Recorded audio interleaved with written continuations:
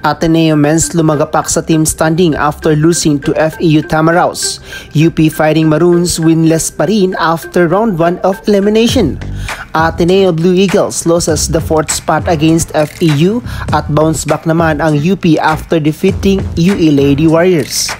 Good day ka-trending, this is Kuya Jeff, the voice artist of this channel. Bago natin pag-usapan ay huwag mong kalimutan mag-subscribe and click the notification bell para maging updated ka sa latest Pilipinas volleyball trends. Muling nagkaroon ng thrilling matches ang labanan sa pagitan ng mga teams sa UAAP.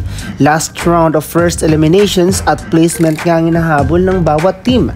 Sa men's division nga ay pinatumba ng FEU Tamaraos ang Ateneo Men's in just straight sets sa score na 25-23, 25-22 at 25-19. Malaki nga ang naging epekto sa Ateneo sa pagkatalo nila sa Adamson last game kung saan ay medyo naging off na nga ang mga laro nito kontra FEU. Pinangunahan nga ni Bugawa ng FEU sa kanyang mga unstoppable attacks at siya nga ang itinanghal na player of the game with 12 points in 11 attacks and 1 block. Sa panig naman ng UP kontra UE ay nakuha nga ng UE ang kanilang kauna-unahang panalo this season nang na-reverse win pa nila ang UP Maroons.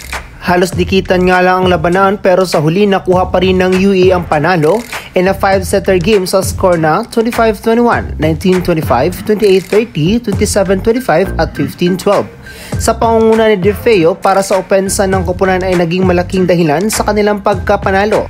Nagtala nga si DeFeo ng 21 points from 16 attacks and 5 blocks at siya rin ang itinanghal na player of the game. Dumako naman tayo sa women's team. Pinabaunan nga ng FEU ang Ateneo ng masakit na pagkatalo nang hindi ito pinagbigyan ng Lady Tamaraos na makuha ng Ateneo ay kaapat na pwesto sa huling game sa first elimination round. Naging pasakit nga rito si Bakangke na naging dahilan sa mataas na opensa ng koponan. Dahil rin sa magagandang bigayan ni Ubaldo sa kanyang mga sets ay naging malaking threat ito para sa Ateneo. Pinaluhod nga ng FEU ang Ateneo in a 4 sets sa score na 25-22, 22-25, 25-13 at 25-21. Si Ubaldo nga naging firepower sa kanyang koponan na nagtala ng 15 excellent sets and 6 points from 4 attacks and 2 blocks at siya rin ang itinanghal na player of the game. Unang panalo naman ang nakuha ng UP Lady Maroons sa laban nito kontra UE Lady Warriors.